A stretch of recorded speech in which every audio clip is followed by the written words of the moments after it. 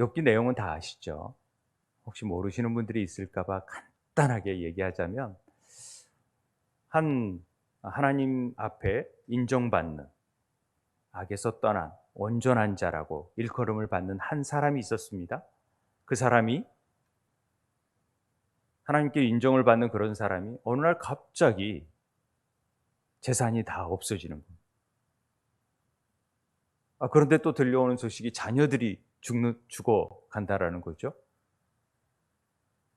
아내는 떠납니다. 그럼에도 불구하고 하나님을 원망하지 아니하고 하나님께서 뜻이 있을 거다라는 생각을 갖습니다. 그러자 좀 있어서 자기 몸이 아프기 시작합니다.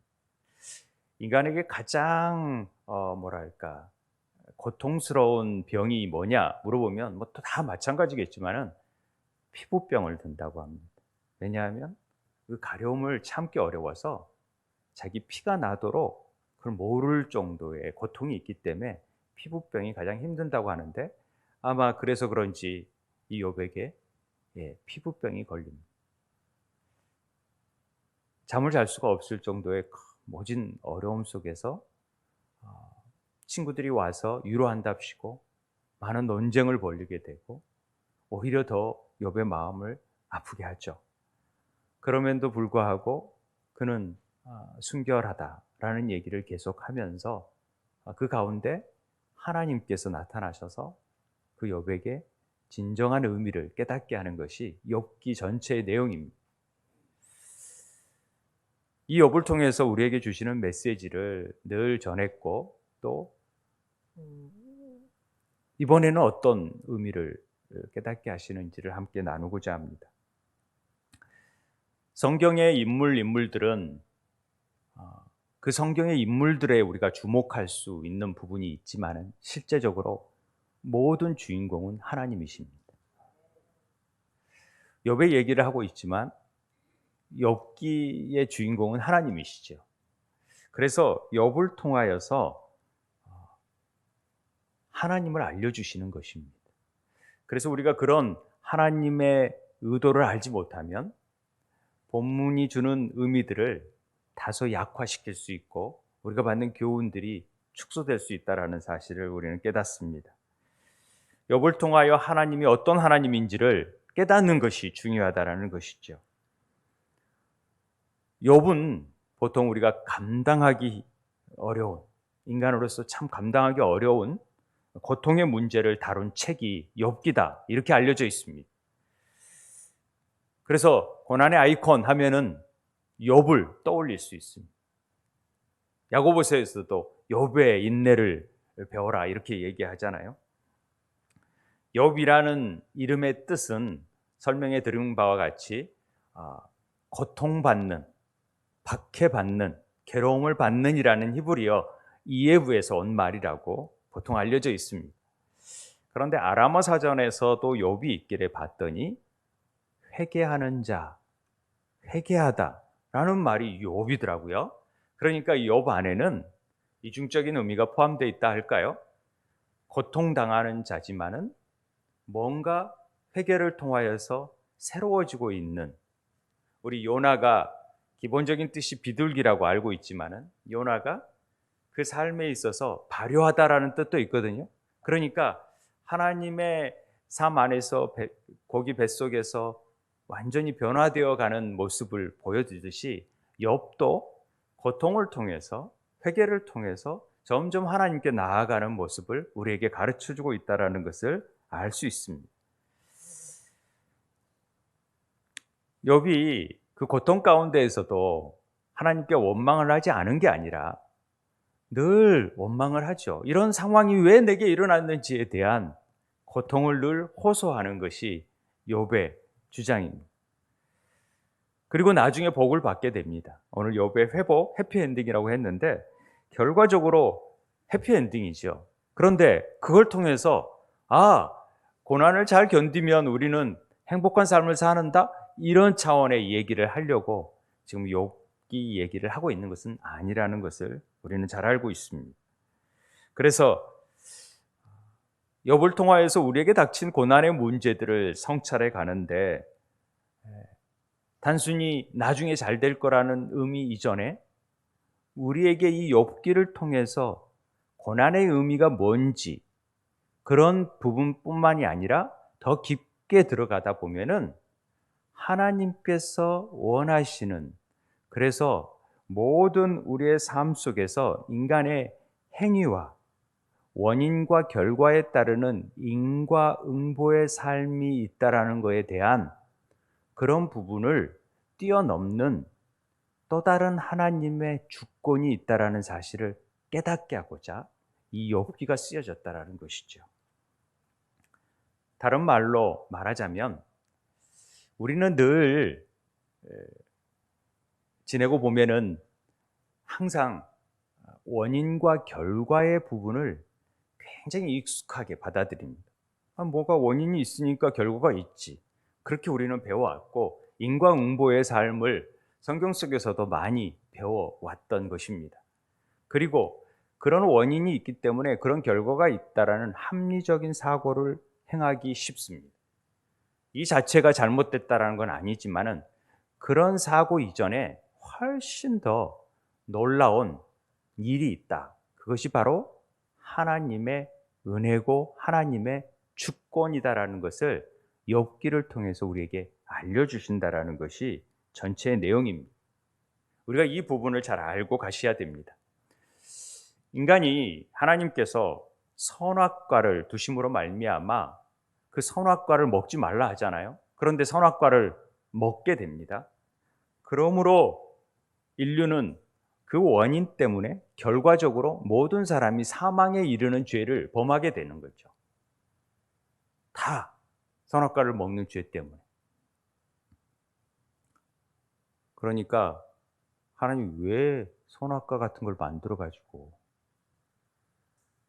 선악과만 안 만들었으면은 그게 없었으면은 우리가 이렇게 죄에 빠지지 않았을 텐데라는 의문을 던지기도 하는 것이죠. 제가 초대교회 책을 보니까 선악과에 대한 독특한 해석이 있어서 참고적으로 알려드립니다. 선악과는 하나님이 만들어 놓으신 게 아니래요. 그럼 누가? 사단이, 우리 하나님께서 씨앗을 뿌리면은 사단이 가라지를 뿌리는 경우도 있잖아요. 우리 마음밭에. 그러듯이 선악과 자체를 하나님이 만드신 게 아니라 사단이 심어 놓은 것이다. 이렇게 해석을 하는 교부들이 있더라고요. 제가 그렇게 해석했다는 게 아니라, 그것을 주장하는 게 아니라 그런 해석도 있다. 저는 굉장히 합리적으로 봤어요. 아, 그런 걸 생각을 못 했는데 사단이 해놓을 수도 있겠구나. 그런데 그걸 떠나서 선악과를 하나님이 만드셨다 하더라도 그것이 결코 우리를 시험하고 우리를 이런 죄로 빠지게 만들기 위해서 선악과를 만들었느냐? 그건 아니라는 것이죠. 그 선악과 자체는 하나님께서 어떤 면에서 모든 것들을 다 자유롭게 행하지만은 그러나 내가 너의 창조주라는 사실, 너의 아버지가 있다라는 사실을 깨닫게 하기 위한 하나의 질서라는 것이죠. 그래서 선악과만을 먹지 말라고 명하셨다라는 것을 우리는 압니다. 그런데 그것만 안 먹이면 행복한 삶을 구현할 수 있고 더 멋진 삶을 누릴 수 있는데 우리 인간에게 연약함이 있잖아요. 그래서 하나님처럼 되고자 하는 마음으로 뱀의 유혹을 받아서 죄에 빠지는 것입니다. 그래서 결국 사망에 이르게 되는 거죠. 그럼 아무 소망이 없는 거예요, 우리 인간들에게. 그런데 그런 연약함이 있고 선택할 수 있는 권한이 있는 것을 주기 위해서, 로버트처럼 기계화된, 프로그램화된 것이 아니기 위해서 하나님은 자유의지를 주셨고 그 자유의지를 가지고 선택할 수 있는 권한을 주셨지만은 그 선택한 권한이 잘못 쓰여졌을 때의 대가가 이렇게 된다라는 걸 알지만은 그걸 다 아시는 하나님께서 그런 일들을 통하여서도 더 큰 은혜를 주시기 위한 조치를 이미 취해 놓으셨다라는 사실을 우린 성경 속에서 발견하게 됩니다. 그렇죠? 그러니까 선악과를 먹음으로 인해서 우리에게는 어떤 일이 생기냐? 이 여자의 후손을 통하여 이것들이 회복될 거라는 원시 복음이 창세기 3장 15절에 나타나게 되는 거죠.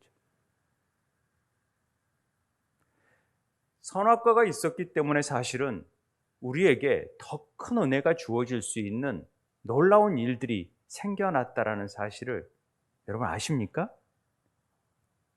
이걸 우리가 인과율로만 봐서는 안 된다라는 것이죠. 그래서 하나님은 우리를 더 놀랍게 회복시키시는 은혜를 베풀어 주십니다. 이게 하나님의 사랑이십니다.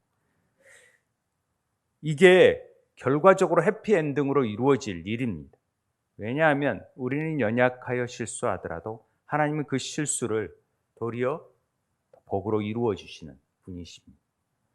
탕자가 아버지의 품을 떠나지만은 언제든지 돌아왔을 때 사랑으로 맞이하는 그런 하나님이시라는 것을 강조합니다. 그래서 여자의 후손인 예수 그리스도를 통하여 십자가에서 부활을 통하여서 이 모든 일들을 이루어 가시는 것이 하나님의 계획이셨고, 사망 권세를 깨뜨려 버리시는 것이 하나님의 놀라운 섭리라는 것이죠. 그러니까 단순히 생명나무의 삶 속에서 살아갈 존재들이 더 그리스도와 하나 되어져서 영생을 누릴 수 있는 더 멋진 파라다이스에서 살 수 있는 일들이 선악과의 사건을 통하여서도 나타날 수 있다는 것을 여러분 아십니까? 그게 우리에게 큰 죄인 것 같지만 그래서 오히려 더 우리에게 은혜가 된다는 사실을 오늘 욥기 가운데서도 우리가 좀 깨달았으면 좋겠다는 것이죠. 그래서 어떤 원인과 결과는 우리에게 사고 안에서의 제한적일 수 있다는 것을 꼭 염두에 둬야 됩니다. 우리의 판단이 얼마나 정확한가요? 여러분들이 세상의 섭리를 잘 아십니까? 다 모르잖아요. 자, 그런 측면에서 우리는 이 부분에 대해서 하나님께서 우리를 얼마나 사랑하셔서 독생자를 보내셔서 우리를 구원하시는 그 일들을 원인과 결과로 평가할 수 있습니까? 절대 못하지요. 우리 같은 자들은 죽어 마땅한데 구원해 주셨다? 이걸 뭘로 설명해요? 아무것도 설명할 수 없습니다. 하나님의 은혜와 사랑 아니고서. 그렇기 때문에 우리가 욥의 회복이라는 해피엔딩이라는 제목을 가지고 오늘 말씀을 나눌 때 특별히 제가 이 욥기를 읽으면서 까닭 없이라는 말들이 이번에는 굉장히 많이 들어왔어요.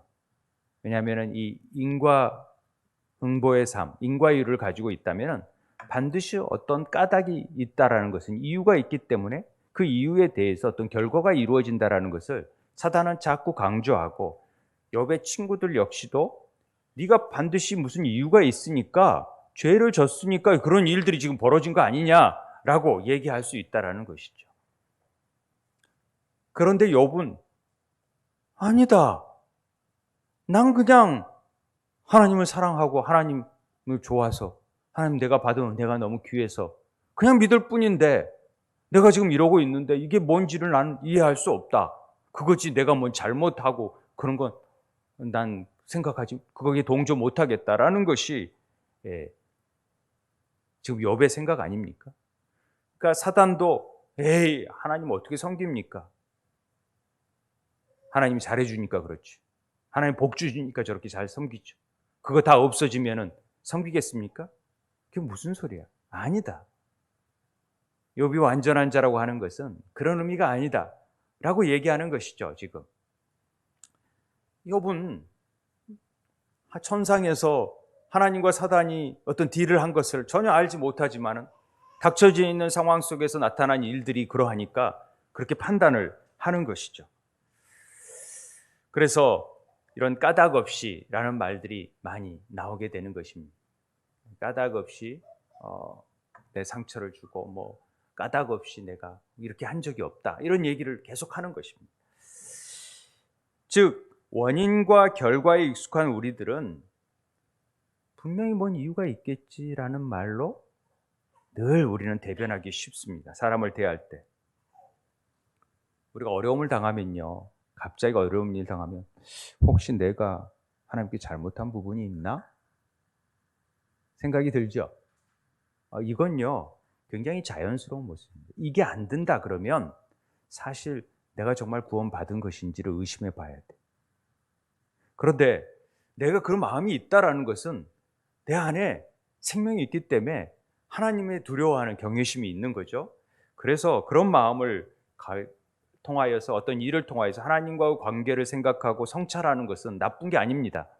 그러나 그런 일들을 통하여서 어떤 그 원인이, 그 결과가 그 원인 때문에 어떤 일들이 이루어졌다라고 판단을 하는 것을 우리는 조금 더 신중해야 될 필요가 있다라고 말씀드리고 싶은 것입니다.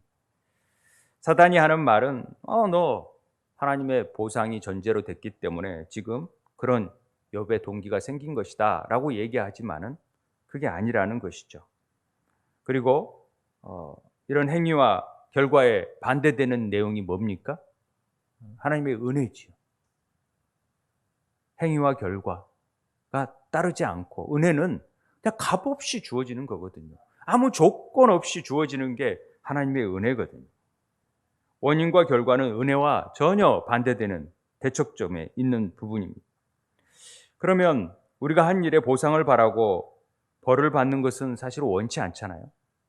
보상만 바라지, 알아주기를 원하고, 그런 마음들이 우리 안에 다 있어요. 그렇다면 우리 마음들을 한번 되짚어 볼 필요가 있죠.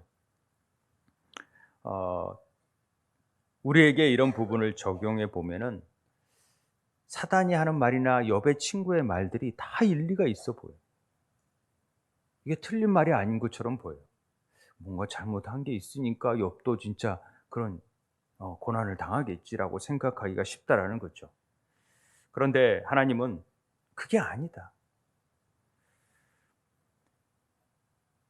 욥이 지금 어떤 상황 속에서 이런 일들을 당하는 것 자체가 지금 욥의 어떤 잘못이 아닌 하나님의 어떤 의도가 있이 지금 일들이 행하고 있지 않습니까? 그렇기 때문에 아니라는 것이죠. 그리고 그는 완전하여 악에서 떠난 자라고 칭찬하는 것입니다. 그럼 우리의 신앙생활 한번 돌이켜보자고. 우리가 신앙생활 하는 이유가 여러분들은 처음에 어떤 목적으로 시작하셨습니까? 저는요, 교회에서 뭘 준다 그래서, 또 예쁜 여자가 있다 그래서 저 친구를 따라가서 교회를 다니기 시작했습니다. 뭔가 목적이 있이 다들 온 거죠. 내가 지금 고통 속에 있으니까 그 고통을 해결하면 받고, 병이 걸렸으니까 병을 나아준다니까 한번 가보겠다. 그런데 기독교는 그런 종교가 아니라는 것이죠. 알고 보니까 그것은 하나의 계기가 됐을 수 있겠지만은 그게 주 목적이 아니라 나 같은 자를 구원하시기 위한 하나님의 놀라운 은혜가 있었다라는 것을 알아가는 거죠. 그러다 보니까 나 같은 자를 하나님이, 그 독생자를 하나님 자신이 십자가에 못 박히시고 피를 흘려서 나를 구원하셨다니, 이걸 깨달아 가니까 내가 하나님 앞에 헌신하는 거고, 그게 너무 감사해서 봉사하는 거고, 예배하는 거고, 그러니까 그런 하나님이 너무 좋아서 하나님 앞에 기도하는 거고, 이런 은혜가 돼야 된다라는 것을 말씀드리는 거죠. 그런데 내가 어떤 이득을 얻기 위해서, 내가 천국의 보상을 받기 위해서, 이건 뭐 그럴 수 있지만은 그게 목적이 되어서는 절대 안 된다라는 사실을 얘기하고 있는 것입니다. 욥이 시련이 닥쳤을 때 친구들도 욥이 당하는 불행에는 다 네가 뭐 어떤 분명한 죄가 있을 거야, 네 나쁜 행동 때문에 그럴 거야라고 고소합니다. 그렇지만은 나는 결백하다라는 얘기를 계속해서 하는 거 아닙니까? 그게 우리가 잘 아는 욥기 23장의 10절의 말씀입니다. 그러나 내가 가는 길을 그가 아시나니 그가 나를 단련한 후에는 내가 순금같이 되어 나오리라. 이 말씀은요, 내가 이런 고난을 겪으면 나는 정금같이 나아가서 순결하게 된다라는 것이 아니라, 이 말을 번역을 조금 잘못했다고 저는 생각을 합니다. 그래서 오해하는 분들이 있는데, 이 본문의 진의는, 하나님, 새 번역으로 제가 쓴 것을 한번 읽어볼게요. 하나님은 내가 발 한 번 옮기는 것을 다 알고 계실 터이니 나를 시험해 보시면 내가 흠이 없다라는 것을 아실 수 있으련만. 이 말은 뭐냐면요, 공동 번역에서는 그런데도 그는 나의 걸음을 낱낱이 아시다니 털고 털어도 나는 순금처럼 깨끗하리라. 이 말은 내가 이런 고난을 겪어서 내가 정금같이 나아진다는 게 아니라 나는 결백해요. 나는 아무 죄가 없는 것 같아요. 나는 순수하다. 왜냐하면 내가 그냥 하나님 사랑해서 나는 하나님을 믿고 있는데 왜 나에게 이런 어려움이 있는지 나는 알지 못하지만은 지금 내가 죄가 있다라는 말에 나는 동의를 할 수가 없다. 이런 얘기를 하고 있는 것입니다.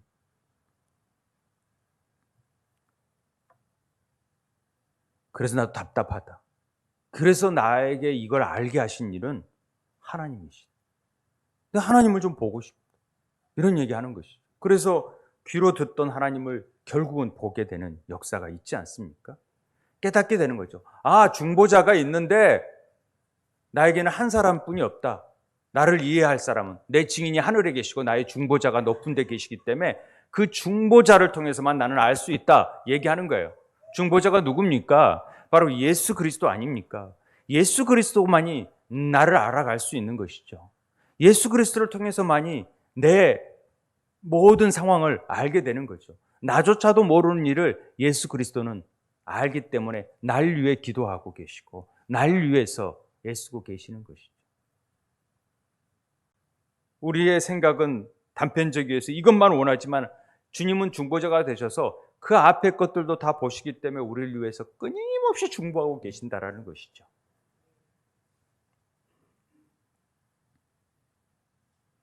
인간의 문제를 해결할 중보자는 예수 그리스도밖에 없다라는 것을 얘기하는 것입니다. 그래서 하나님이 등장하십니다. 엘리후도 등장을 하지만 38장에서 그때 여호와께서 폭풍우 가운데에서 욥에게 말씀하시는 것입니다. 무지한 말로 생각을 어둡게 하는 자가 누구냐? 정말 우리 인간들은 무지합니다. 도대체 얼마나 알면 안다고 그 짧은 지식을 가지고 그 전능하신 하나님을 안다고 자를 대는 것입니까? 그리고 판단하시는 것입니까? 이건 이럴 것이라고 합리적으로 얘기하는 것입니까? 물론 하나님께서 이성을 주셔서 합리적으로 판단할 수 있는 능력도 우리에게 하나님께서 주신 거라고 믿지만은 그게 다 제한적이라는 것이죠. 그래서 너는 대장부처럼 허리를 묶고 내가 묻는 말에 잘 대답해라. 내가 너에게 뭔가를 열어주고 뭔가를 깨닫게 해주는 게 목적인데 내가 지금 얘기하는 것들은 너는 도저히 감당할 수 없는 일들이니까 정말 정신 차리고 진리의 허리띠를 제대로 묶고 정말 든든히 서서 내 말 들어라. 이런 얘기하는 것입니다. 그러면서 질문들이 수없이 쏟아지죠.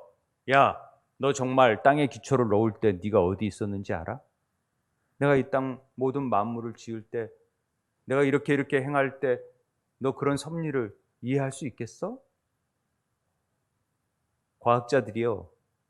하나하나 섭리를 알아간다고 하지만 세 발의 피입니다. 하나님의 섭리 이해할 수가 없어요. 우리 몸의 구조조차도 이해할 수가 없다라고 얘기를 하지 않습니까? 하나님께서요. 어떤 원인과 결과 때문에 한국에 사는 사람들은 아주 마음에 들어서 사시사철 봄, 여름, 가을, 겨울을 확실히 느끼게 하고 느끼지 못한 데는 석유라도 주고 그렇게 하려고 하나님이 그렇게 하신 것입니다. 아니라는 거죠. 하나님이 이미 우리에게 놀라운 은혜를 조건 없이 베풀어 주셨어요. 그것을 우리가 인정해야 된다는 것입니다. 헤아릴 수 없는 하나님의 놀라운 은혜가 인간의 행위 이전에 이미 있어 왔다는 것을 알라라는 것입니다.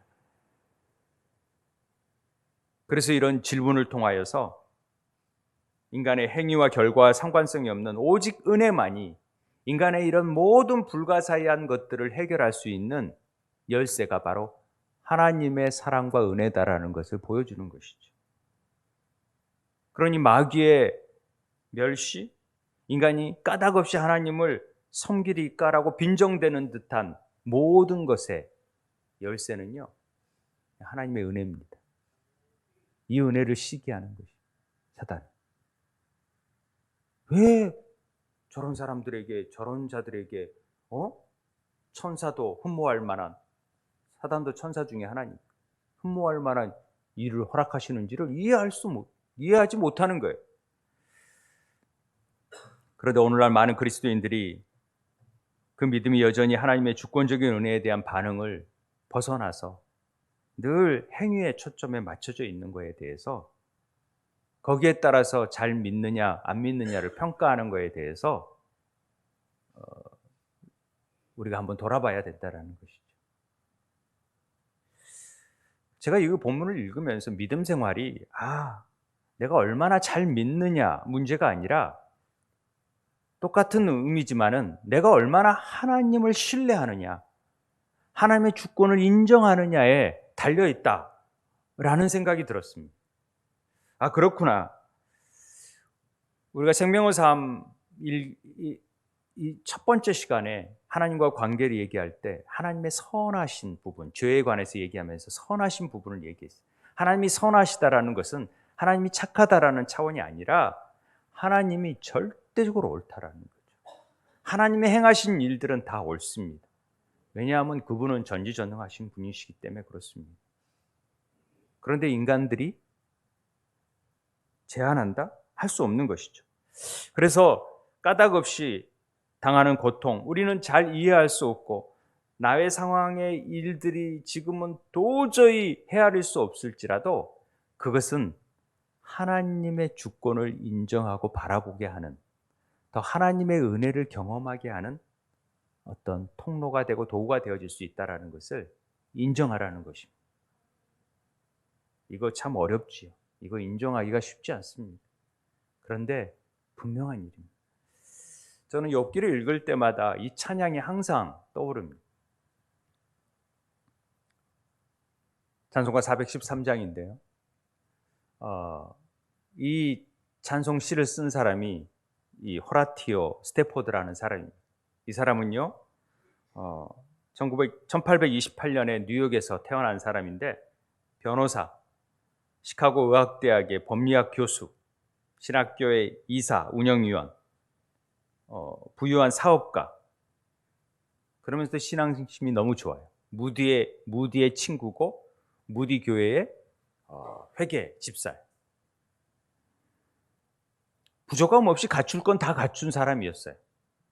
그런데 그가 1871년 막대한 투자를 합니다. 부동산 투자를. 그런데 그때 딸 넷의 아들 하나인데, 아들 하나가 성홍열이라는 병을 앓게 되고 죽게 됩니다. 4살이 될 때. 얼마나 상심이 컸겠습니까? 그 며칠 지나서 그 막대한 투자했던 부동산들이 시카고 대화재 사건이 있었거든요. 그 화재 사건으로 다 불타게 됩니다. 한순간에 다 없어져 버려요. 그 당시에는 보험이 없었기 때문에 다 없어지는 것입니다. 얼마나 상심했겠습니까? 그가 1873년 2년 후에 아내와 4딸을 데리고 영국으로 휴양차 떠납니다. 뉴욕항에서 출발해서 프랑스 배를 타고 가다가 그 배가 떠나기 전에 마침 무디 교회에서 재정적인 문제가 갑자기 발생해서 그 처리할 일이 있으니까 빨리 좀 오라 하는 바람에 자기는 내려놓고 딸과 아내만 먼저 가게끔 만들어줍니다. 그런데 그 배가 떠나서 어느 해협을 지나는데 다른 배와 부딪혀가지고 결국은 226명의 사망자를 발생하는 큰 사건이 발생합니다. 그 가운데 4딸이 죽게 되고 아내만 겨우 목판을 짚고 있는 걸 발견해가지고 살아남게 됩니다. 그 아내가 전보를 치는 거죠. 나만 살아남았다. 그랬을 때 이 호라티오 스태포드가 어떤 마음이 들었겠습니까? 비통하고 너무나도 자기의 재산뿐만 아니라 사랑하는 4딸이 다 죽었다라는 사실 앞에 걷잡을 수 없는 슬픔과 분노와 이런 게 생기는 거죠. 그래서 그 아내라도 위로하려고 영국으로 떠나게 됩니다. 영국으로 떠나는 중간에 선장에게 그 해역, 가까운 해역에서 나를 좀 알게 해달라고 그 해역 지날 때. 그래서 선장이 알려주니까 그 해역에 넣고 통곡을 합니다. 하나님, 어쩌면 나를 이룰 수가 있습니다. 내가 하나님 열심히 믿고 하나님 앞에 최선을 다했는데 왜 제게 이런 고통을 당하게 합니까? 그러면서 막 분노하고 쏟아붓고 울고, 근데 그날따라 폭풍이 막 쉼없이 치니까 선실로 내려가서 그래도 막 울고 통곡했던 것이죠. 그런데 갑자기 새벽에 폭풍이 이렇게 멈추면서 따스한 성령님께서 우리를 감싸듯이 성령님께서 안겨주시는 마음을 깨닫게 됩니다. 그럴 때 어쩜 내 영혼이 이처럼 평안하지? 그러면서 쓴 시가 찬송가 413장입니다. 내 평생에 가는 길, 늘 순탄하여 늘 잔잔한 강 같던지 큰 풍파로 무섭고 어렵든지 나의 영혼은 늘 평안하다. 내 영혼 평안해, 내 영혼 평안해, 내 영혼 평안해. 저 마귀는 우리를 삼키려고 입 벌리고 달려와도 예수는 우리의 대장되니 끝내 싸워서 이기리라. 이런 놀라운 시를 고백하게 됩니다. 무디가 와가지고 그를 맞이하면서 위로하고자 얼마나 상심이 크냐. 목사님, 좀 평안합니다. 내 자녀들이 천국에 가 있을 걸 믿고 또 하나님께서 선하게 역사하실 것을 믿기 때문에 평안합니다. 이런 마음을 갖기가 사실은 쉽지 않죠. 이런 마음. 그런데 우리 삶에 어떤 문제가 닥쳐 있을 때 이런 평안, 세상이 주지 못하는 평안을 갖기가 쉽습니까? 쉽지 않아요. 원망하고 불평하기 쉽죠. 왜 나는 아무 잘못도 없는데 잘못 있는 저 집사는 잘만 되고 떵떵거리는데 왜 나는 이러는지, 왜 우리 집만 이러는지에 대한 그 갈증이 우리한테 있습니다. 그런데 오늘 욥기를 통하여서 아니라는 거죠. 그게 오히려 그 일이 하나님을 더 만나게 할 수 있는 하나님의 놀라운 섭리가 있다라는 것, 우리가 그것을 인정해라는 것입니다. 우리는 다 알 수 없습니다. 또 이 땅에서 우리가 주어지지 않을 수 없습니다. 그런데 그렇게 일들이 생겨날 수 있습니다. 분명히 우리가 함부로 판단하는 일들 있잖아요. 저 사람은 저러니까, 예배 잘 안 드리니까, 또 뭐 하니까 저런 일들을 겪겠다라는 말들이 입에서 나오지 않도록 해야 됩니다. 우리가 교만해질 수 있거든요. 내가 기도했더니, 내가 열심히 뭐 했더니 하나님께서 이런 복을 주셨다? 이것도 우리가 좀 주의를 해야 됩니다. 전적으로 우리 중심적인 믿음 안에서 하나님의 중심의 주권과 은혜를 기억하는 믿음으로 우리는 믿음이 방향이 전환돼야 된다는 것이죠. 욥은 이걸 가르쳐주고 싶은 것이죠. 해피엔딩, 정말로 잘 됐다. 고난을 겪으면 분명히 잘 될 것이다. 네, 맞습니다. 갑절의 복을 받는 것입니다. 네, 맞습니다. 그런데 그것뿐만이 아니라 분명히 하나님께서 이 일을 통해서 이루시고 싶은 것은 우리의 삶 자체가 이제는 하나님 앞에 어떻게 관계를 맺고 하나님 안에서 주시는 사랑을 이해한 자들은 그 사랑을 통하여서 남을 품는 자가 되더라는 것이죠. 그런 사랑을 가진 자만이 남의 중보자가 될 수 있다는 얘기를 하고 있는 것입니다. 그래서 네 친구들은 옳지 않다, 욥이 옳다라고 얘기하는 것입니다. 그래서 너는 그들을 위해서 번제를 드려라. 내 종 욥이 너희를 위하여서 기도할 것인즉 내가 그를 기쁘게 받으리니 너희가 우매한 만큼 너희에게 갚지 아니하리라. 이는 너희가 나를 가리켜 말한 것이 내 종 욥의 말같이 옳지 않음이라. 욥은요, 하나님의 은혜를 기억했어요. 그리고 그 사랑 때문에 행하는 거예요. 그래서 원인과 결과로 인해서 나타나는 일들에 대해서 우리가 행하는 우를 범하지 않아야 되는 것입니다.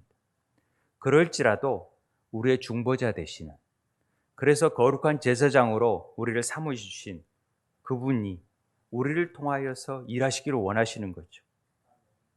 우리 안에 품어서 그런 판단하고 연약한 부분들이 있잖아요. 그런 사람들을 통해서 우리가 쉽게 그렇게 판단해요.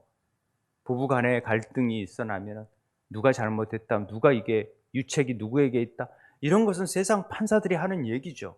그러나 그 갈등을 누가 이해할 수 있습니까?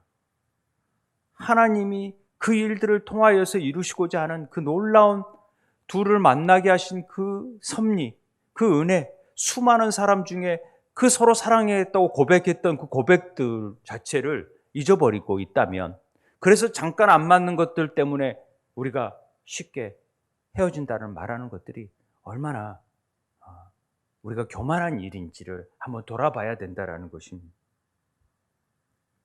그래서 우리는 재상적인 사명을 감당해야 되는 것이죠. 욥을 통해서 깨닫는 것은, 그래, 하나님의 은혜를 깨달은 자만이 이런 중보자의 역할을 행할 수 있지, 판단을 하는 사람들은 중보자의 역할을 행할 수가 없다라고 주님께서 말하고 있는 것입니다.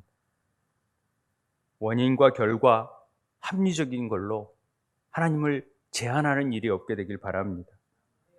저는 그런 기본적인 인과율이나 합리성을 무조건 배제하자는 것은 아닙니다. 우리 삶 속에서 그런 것이 필요하지요. 그러나 절대 놓치지 말아야 되는 것은 하나님의 전적인 주권을 항상 염두에 두라는 사실입니다. 내가 다 올바를 수 있습니까? 내 판단이 다 올바를 수 있습니까? 그렇지 않습니다. 그런데 하나님은 우리에게 욥에 주신 회복 중에서 가장 큰 회복이 뭔지 아십니까? 하나님과의 관계의 회복이에요. 사람들과의 관계의 회복이고, 이걸 의인이라고 하는 것입니다. 의인은 올바름, rightness가 하나님의 의가 아니라 relationship, 관계가 하나님의 의다라는 말씀을 여러 번 드렸죠. 그러니까 우리의 의는 뭐냐? 아니, 부모와 자녀들 간에 부모를 공경해야 된다, 이렇게 사랑을 베풀어줘서 잘 때 얼마큼 기저귀 갈고 이래서 너 해줘야 된다, 그게 아니라는 거죠. 그런 것도 물론 공경해야 될 대상이 되지만은, 그거 말하는 취지가 뭐예요? 내 새끼니까, 죄송합니다, 제가 이런 표현을 써서, 내 자식이니까 그냥 사랑하는 거죠. 뭐 그게 뭐가 있어요? 잘못해도 내 자식인데, 아무리 못해도 내 자식인데, 그러니까 사랑하는 거고, 내 부모니까 그냥 공경하는 겁니다. 다른 말이 뭐가 필요 있습니까? 그 관계 안에 들어섬으로 인해서 우리는 의가 되어 하나님 앞에 관계, 우리가 하나님의 자녀가 되어지는 관계 안에 들어가기만 하면은 우리의 원인과 결과는 따지지 않아요. 그냥 하나님의 사랑과 은혜만이 존재하는 거예요. 아무리 우리가 잘못해도 그냥 하나님도 그냥 용서해 주시고 사랑해 주시고, 그게 우리의 하나님께서 베푸신 놀라운 사랑 아닙니까? 은혜 아닙니까? 뭘 따져야 됩니까? 뭘 판단해야 됩니까? 교회 분쟁도요, 한 면만 보면 다 자기 단면만 보고 자기가 옳다라는 거죠. 뭘 봐야 돼요? 하나님이 하시는 일들을 봐야 돼요. 하나님이 어떻게 하시는지, 그 일을 통해서 하나님이 어떻게 행하시는지를 우리가 보는 거죠. 욥이 마지막 회복시키시는 하나님의 일을 보면서 이 갑절의 복을 주시고 자녀를 다시 허락하시고 사람들의 관계를 회복하는 모든 일들, 이런 일들을 통해서 그러니까 우리는 그냥 아무렇게나 살아도 된다라는 것이 아니라, 어떤 고난 속에서도 반드시 뜻이 있고, 그 뜻을 통하여서 하나님은 우리를 더 나아지게 하려고 하시는 하나님의 사랑이 잠재되어 있다는 것을 깨닫는다면, 우리가 쉬 원망하거나 좌절하거나 넘어지지 아니하고 하나님이 주시는 평안 안에서 일어설 수 있다는 것 아니겠습니까? 그래서 우리는 하나님이 우리를 미워서, 또 저 사람이 뭘 잘못해서 고난을 주는 것이 아니라, 오히려 더 미래와 희망을 더 사랑하니까 더 연단 속에서 우리를 이끌어내려고 하는 하나님의 계획하심이 있다는 것을 좀 알았으면 좋겠습니다. 저는 하나님이 하시는 일에서 인과율보다 더 큰 법칙이 하나 있는데 그 법칙이 뭐냐? 그 법칙은 바로 하나님 마음대로 이 법칙입니다. 어떤 일들을 설명할 때 그 원인이 뭐냐? 하나님 마음이죠. 하나님 하고 싶은 대로 하시는 것이죠. 근데 그 일이 사랑이 전제되어 있어요. 왜? 우리 관계 안에 있기 때문에. 그러니까 때로는 우리가 고달프고 힘들고 아프죠. 그런데 우리를 더 새롭게 하시려고, 우리를 더 하나님께 가까이 하려고, 우리를 더 가까이 귀로 듣는 하나님이 아니라 눈으로 보게 하려고, 그분만이 절대 선이시기 때문에 그분 앞에 인정하게 만들려고 그런 일들을 행하신다는 것 아니겠습니까? 하나님은 전지전능하십니다. 하나님은 공의로우십니다. 하나님이 뭐든지 마음대로 하시는 거죠. 그런데 마음대로 하실 수 있지만 그래도 율법을 주셔서 우리가 그걸 지키면은 더 복된 삶을 살 수 있다라고 율법을 주셨는데 그 율법을 지킬 힘이 없어요. 그러니 어떡합니까? 그래서 예수 그리스도를 이 땅에 보내셔서 우리 마음의 신비에 아예 변하지 않도록 지킬 수 있도록 그리스도 안에 품어주는 역할을 해버린 거죠. 그게 하나님의 놀라운 사랑입니다. 네. 저는 교통신호를 보면은 저 신호등을 누가 만들었는지 참 피곤하다. 저거 없으면 내 마음대로 갈 텐데. 바쁜데 기다리지 않고 마음대로 갈 텐데. 신호등 없으면 너무 좋겠지 않겠습니까? 그런데 사고 나는 거죠. 서로 그런 마음들이 있으면. 그렇기 때문에 신호등이 있음으로 인해서 우리 삶이 좀 정돈되지 않겠습니까?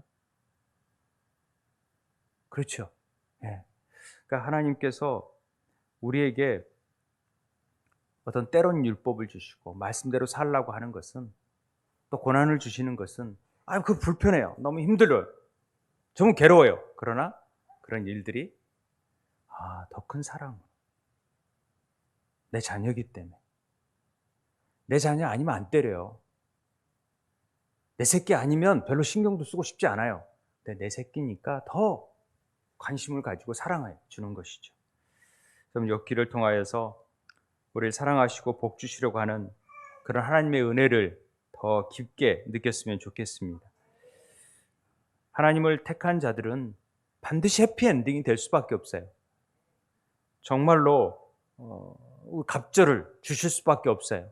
그 갑절은 뭐냐면 이 갑절이란 말이 예전에도 얘기했지만 미슈네라는 히브리 언어거든요. 그런데 2배, 복사, 두 번째 반복인데 이 단어 안에는요, 히브리어 글자를 보면은 본질적으로 온전함을 의미하는 용어가 이 미슈네, 갑절이라는 뜻이에요. 그러니까 영감의 갑절을 달라라는 말은 온전케 하는 은혜를 달라는 거죠. 예수 그리스도와 같은 은혜를 달라는 거죠. 그 엘리사의 그 영감이 2배 이게 아니라는 거죠. 예수 그리스도 같은 온전함을 달라는 거죠. 그래서 우리도 온전케 하시는 하나님의 은혜를 우리가 경험해야 되는 것입니다. 그리고 부활의 의미가 포함되어 있어요. 그래서 우리를 부활케 하는 거예요. 새로운 심령으로 바꾸어 주셔서 신령한 몸으로 변화되어 하나님과 교제할 수 있는 존재로, 하늘에 속한 자로 막 바꾸기 위해서 하나님은 우리에게 갑절의 은혜를 베풀어 주시는 것입니다. 그래서 이게 신령한 복이다. 갑절의 은혜가. 그리스도 안에서 하늘에 속한 모든 신령한 복을 사도 바울을 통해서 주시기를 원하시잖아요. 창세전에 그리스도 안에서 우리를 이미 택해 주시고 어떤 원인과 결과를 떠나서 사랑 안에서 그냥 거룩하고 흠이 없게 하시려고, 네가 똑똑해서 택한 게 아니고 그냥 예전에 벌써 이미 택하셨다라는 그 은혜를 아는 것 자체가 우리에게 놀라운 일이죠. 그 구원의 감격을 가지고 오늘도 예배하고 하나님 아들이기 때문에 어떤 벅찬 감격을 가지고 하나님 앞에 헌신하고 나아가야 그것이 정말 중보자로서의 삶을 살 수 있는 이 땅에서 그들을 또다시 그 은혜 가운데로 이끌 수 있는 복된 은혜가 우리에게 주어진다라는 것을 말씀하고 있는 것입니다. 하나님은 절대 재앙이 아닙니다. 평안입니다. 미래와 희망을 주는 것입니다. 여러분 힘들더라도 이 하나님의 전지전능하신 하나님의 섭리가 있다라는 것을 지금 고난 가운데서 조금만 더 인내하시면서 참으면서 바라보시게 되기는 은혜가 있게 되길 주의 이름으로 축원드립니다. 이 시간 잠깐 자리에 일어나셔 볼까요? 일어나서 죄송한데요. 우리 찬양 마지막 찬양 결단 찬양 하면서 우리 함께 기도했으면 좋겠습니다. 모든 상황 속에서 하나님께서 어떻게 우리의 삶을 인도해 가시고 우리 마음이 어떻게 확정돼야 정말 흔들리지 아니하고 이 세상 안에서 좌절하지 아니하고 살아갈 수 있는지, 정말 전적으로 하나님의 주권을 인정하며 살아갈 수 있는 것인지 우리 찬양 속에서 더 함께 기도하였으면 좋겠습니다.